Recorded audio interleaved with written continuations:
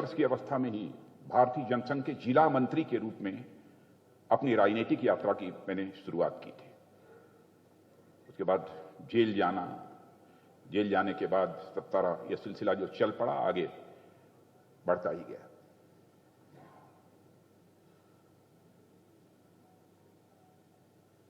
लेकिन मैं ये कहना चाहूंगा कि साथियों, यह मानकर चलना अपने राजनीतिक जीवन में कि व्यक्ति का कद पद के कारण बड़ा नहीं होता है, बल्कि व्यक्ति का कद यदि बड़ा होता है तो उसकी कृतियों के कारण बड़ा होता है, पोस्ट के कारण नहीं, डीड्स के कारण बड़ा होता है।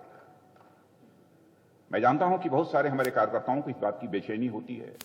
इतने लंबे समय से मैं इस राजनीतिक पार्टी में काम कर रहा हूं, जो ओहदा, जो स्थान हमको हासिल होना चाहिए वो अभी तक नहीं मिल पाया। साहब, मेरे साथ इनजस्टिस हो रही है। क्या भारतीय जनता पार्टी के कार्यकर्ता होकर आप ये कह सकते हैं कि आपके साथ इनजस्टिस हो रही है?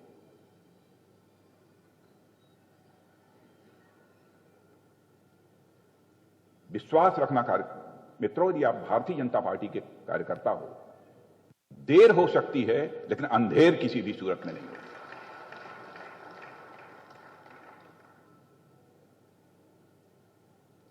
मैं अपने आप यदि कहूंगा तो कुछ लोगों को लगेगा कि इसका प्रमाण क्या है, लेकिन कार्यकर्ताओं के बीच यदि उपस्थित हूं तो स्वाभाविक रूप से कहने की इच्छा भी हो रही है। हमारे नेता जानते होंगे इस बात को। राजनीतिक क्षेत्र में काम करते हुए मैंने कभी मांगा नहीं, और आपसे भी मैं निवेदन करना चाहता हूं, श्रम करते जाओ। जो श्रम करेगा उसको प्रतिष्ठा हासिल होगी। पद भले ही ना हासिल हो, प्रतिष्ठा हासिल होकर रहेगी। एक सामान्य सा कार्यकर्ता जो निस्वार्थ भाव से परिश्रम करने वाला है,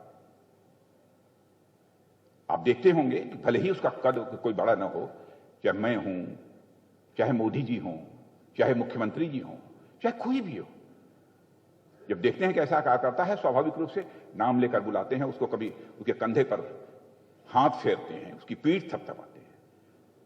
लोगों के सामने जो सम्मान उसको हासिल होता है, मैं समझता हूं किसी पद पर बैठे हुए अपने कार्यकर्ता को वह सम्मान हासिल नहीं हो सकता जो कि उस कार्यकर्ता को हासिल हो। और हम सब सौभाग्यशाली हैं कि भारतीय जनता पार्टी जैसी राजनीतिक पार्टी का कार्यकर्ता बनने का राजनीतिक जीवन में हम सबको अवसर प्राप्त हुआ है। आप ये कहेंगे कि भारतीय जनता पार्टी आपकी पार्टी है, स्वाभाविक रूप से आप इसकी प्रशंसा करेंगे। मित्रों, स्वाभाविक रूप से नहीं है, हकीकत है। भारतीय जनता पार्टी हिंदुस्तान की अन्य राजनीतिक पार्टियों से सर्वथा भिन्न राजनीतिक पार्टी है, अन्य राजनीतिक पार्टियों जैसी नहीं है। अब 1, 2, 4 का कहीं कुछ गड़बड़ यदि दिखाई दे जाए, उसी आधार पर भारतीय जनता पार्टी के संबंध में मूल्यांकन किया जाए, यह मैं समझता हूं कि भाजपा के साथ इंसाफ नहीं होगा, भाजपा के साथ यह जस्टिस नहीं होगी।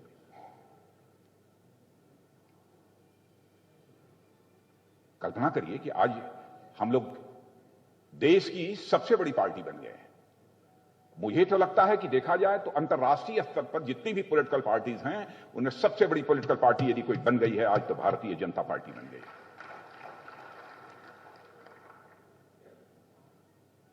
मुझे याद है जब जनसंघ में जिला मंत्री के रूप में हम लोगों ने यात्रा प्रारंभ की थी, और उस समय हमारे नेता प्रदेश के आते थे अथवा अपने आदरणीय अटल बिहारी वाजपेयी जी वगैरह का भाषण हम लोग सुनने जाते थे, और कभी उनके साथ बैठकर चाय पीना होता था, तो कभी यह कोई नहीं कहता था कि हम कभी सत्ता में कभी जल्दी आ जाएंगे। लेकिन परिस्थितियों ने ऐसा करवट बदला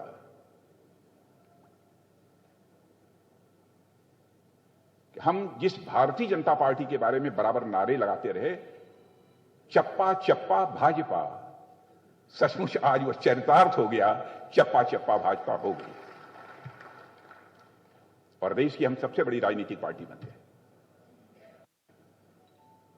मुझे याद है 1974 में अटल बिहारी वाजपेयी जी के, आदरणीय अटल बिहारी वाजपेयी जी के संबंध हम लोग नारा लगाते थे लगता था शायद अटल जी को प्रोजेक्ट किया जाए तो उत्तर प्रदेश में हमारी सरकार बन जाएगी। तो हम लोग कहते थे उत्तर प्रदेश का मुख्यमंत्री कैसा हो तो आदरणीय अटल बिहारी वाजपेयी जैसा हो।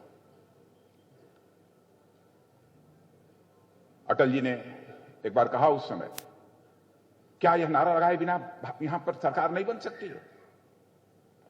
कई कार्यकर्ता बैठे हुए थे उनके बीच, तो सभी कार्यकर्ताओं ने कहा आपका इतना कद इतना बड़ा है कि आपके नाम पर हम सरकार बना सकते हैं। सरकार नहीं बनी।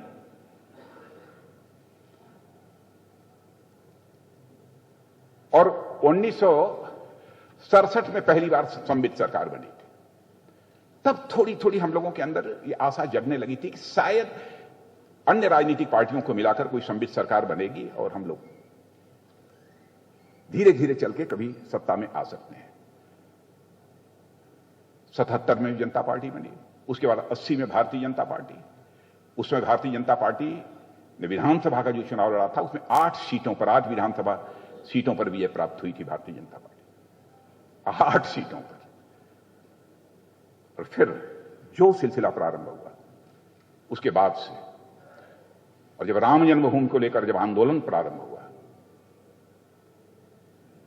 और जिस प्रतिबद्धता के साथ भारतीय जनता पार्टी का हर कार्यकर्ता खड़ा हुआ, लोगों का भरोसा और विश्वास भारतीय जनता पार्टी के प्रति बढ़ता चला गया। भारतीय जनता पार्टी का जनाधार देखकर लोगों को यह लगने लगा कि नहीं, भारतीय जनता पार्टी जो है सत्ता में आ सकती है। पहली बार 1991 में आदरणीय कल्याण सिंह जी के नेतृत्व में भारतीय जनता पार्टी की सरकार स्पष्ट बहुमत के साथ बनी। मैं यही सोच रहा था कल्याण सिंह जी के बाद दूसरी बहुमत की सरकार भाजपा की बन पाई कि नहीं। स्वाभाविक रूप से मेरा ध्यान योगी जी के ऊपर गया। अब जाकर 2016 में पहली बार, दूसरी बार श्रीमान कल्याण सिंह जी के बाद हमारी भारतीय जनता पार्टी के स्पष्ट बहुमत के आधार पर यह सरकार बनी है।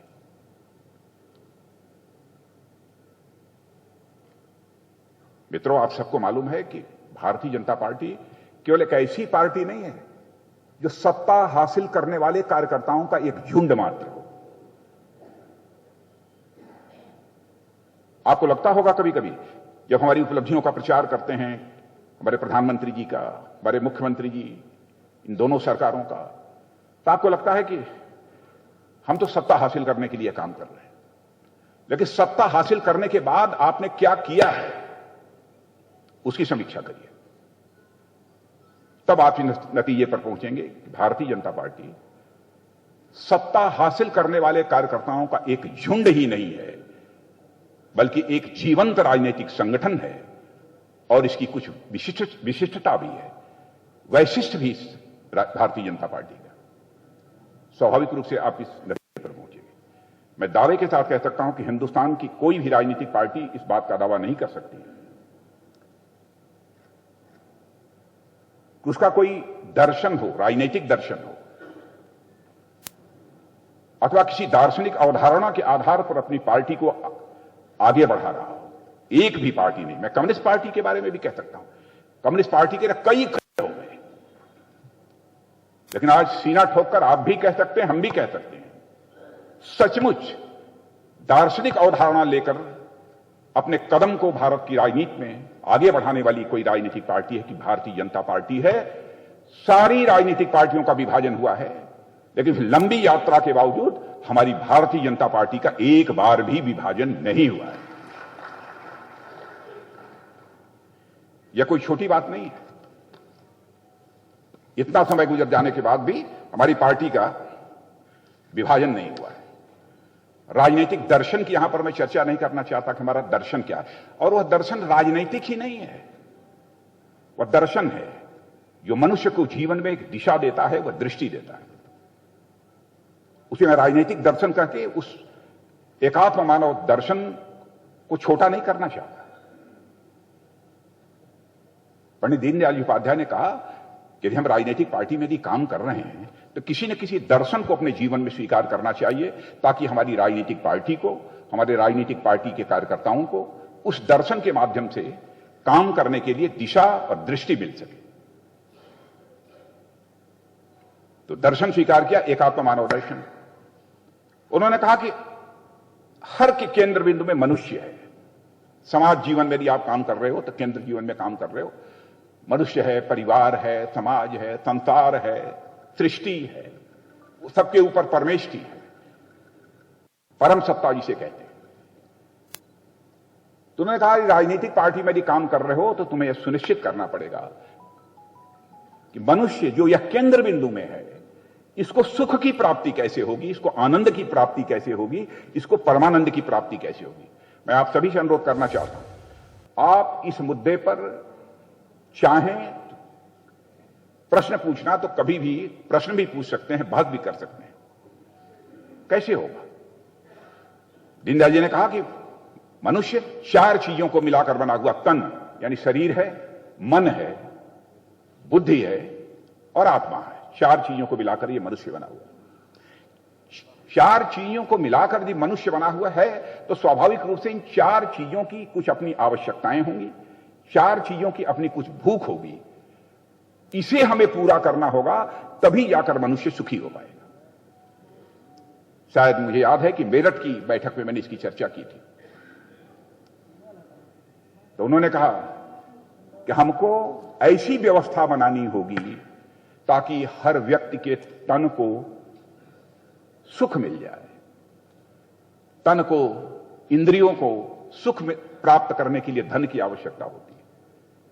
उनका कहना था मन को भी सुख मिल जाए, बुद्धि को भी सुख मिल जाए, आत्मा को भी सुख मिल जाए, तो तन का सुख प्राप्त होगा धन धान से। तो तन के सुख के लिए धन धान चाहिए। मन की सबसे बड़ी भूख होती है मान, सम्मान, स्वाभिमान की। तो मन के सुख के लिए मान, सम्मान, स्वाभिमान चाहिए। और बुद्ध की सबसे बड़ी भूख होती है ज्ञान की। बुद्ध के सुख के लिए ज्ञान चाहिए। चौथी चीज जो आत्मा होती है, उस आत्मा के सुख के लिए भगवान चाहिए, यानी जो परम सत्ता है। अब ये बहुत लंबा विषय है, इसलिए बहुत विस्तार में नहीं जाना चाहूंगा इस दर्शन के। आप ये कहेंगे कि ये बहुत प्रैक्टिकल नहीं दिखाई देता है। मैं दावे के साथ कह सकता हूं ये पूरी तरह से प्रैक्टिकल है, व्यवहारिक है। आपको सारी सुख सुविधाएं दे दी जाए, राजमहल में रख दिया जाए, खाने पीने की एक मुकम्मल अच्छी व्यवस्था कर दी जाए, सब कुछ कर दिया जाए। 2 आकर कोई अपशब्दों का प्रयोग कर दे, सारा सुख आपका समाप्त हो जाए। लेकिन आपको झोपड़ी में रखा जाए और आपको बेहद मान सम्मान दिया जाए, आपके स्वाभिमान पर किसी भी सूरत में चोट न पहुंचने दी जाए, तो स्वाभाविक रूप से जो सुख झोपड़ी में रहकर आपको प्राप्त होगा, वह सुख महल में रहकर किसी भी सूरत में प्राप्त नहीं हो सकता। मान सम्मान स्वाभिमान की मनुष्य की भूख होती है, यह भी मिलना चाहिए। यह हमारे पंडित दीनदयाल जी उपाध्याय का कहना था। बुद्धि, हम पूरा भाषण दे रहे हैं, किसी को समझ में नहीं आ रहा है, कुछ नहीं आ रहा है। बहुत सारी ऐसी चीजें होती हैं, समझ न होने के कारण व्यक्ति को आनंद की प्राप्ति नहीं होती। लेकिन हमारे यहां कहा भी गया है कि आर्किमिडीज का प्रिंसिपल ऑफ आर्किमिडीज, टब में बैठा, पानी निकला, जिस चीज की वह तलाश कर रहा था उसको मिल गया, यूरेका यूरेका यूरेका करके बाहर जो है दौड़ने लगा कि हम जो खोज रहे थे वो मिल गया। यानी जिस ज्ञान की तलाश थी वह मिल गया। बुद्धि के सुख के लिए ज्ञान चाहिए, आत्मा के सुख के लिए भगवान चाहिए। भगवान यानी परम सत्ता। आत्मिक सुख, आत्मिक लगाव जितना ही लोगों के साथ आपका बढ़ता चला जाएगा, सुख की मात्रा, मैग्नीट्यूड ऑफ सुख उसी रेशियो में अपने आप बढ़ता चला जाएगा। कोई कह सकता है कि आत्मा कहां है, अब इस डिटेल में नहीं आना चाहता, लेकिन हमारी यहां बहनें बैठी हैं,